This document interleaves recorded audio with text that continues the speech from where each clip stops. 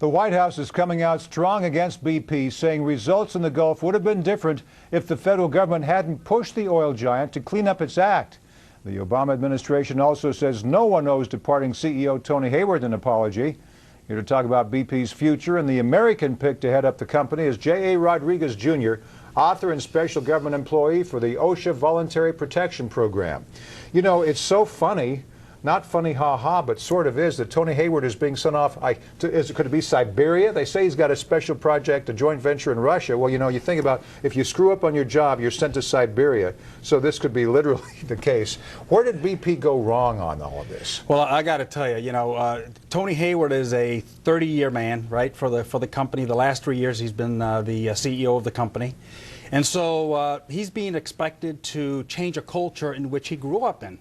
And I think where BP went wrong is the fact that they haven't been very willing to change that culture. Well, do you think, too, and because I don't mean to pile on Tony Hayward, was this a lose-lose proposition for whomever the person was going to be at the top after such a major disaster? You, me? It looks like he could also be a sacrificial lamb. But although he said a few things, showed up at that yachting event, he said he wanted his life back and everything. Yeah. He could have done things a little bit differently. Oh no, absolutely. If we move on to Robert Dudley situation, he's been with the company 12 years.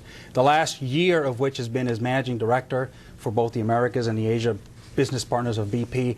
The question there is, why didn't he do something to change the culture within BP? He was actually responsible for that area in the Gulf. Mm-hmm. It was during his administration within his organization. Right. And he got promoted in that process. Well, Dudley's trying to get the credibility back. He's trying to get residents there to trust him. Here's what one person had to say about Dudley's promotion and what they think about it.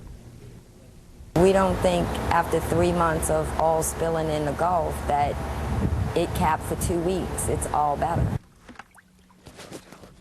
Guy's an American.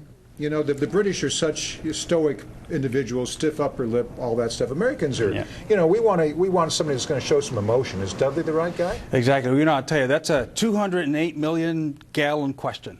That's so true. And the reason I say it is because it's akin to a restaurant, right? It serves bad food. Yes. So you get bad food, and they fire the chef, and they promote the cook, and they never change the menu. Mm-hmm. So is he the right person? From a probability standpoint, it's possible.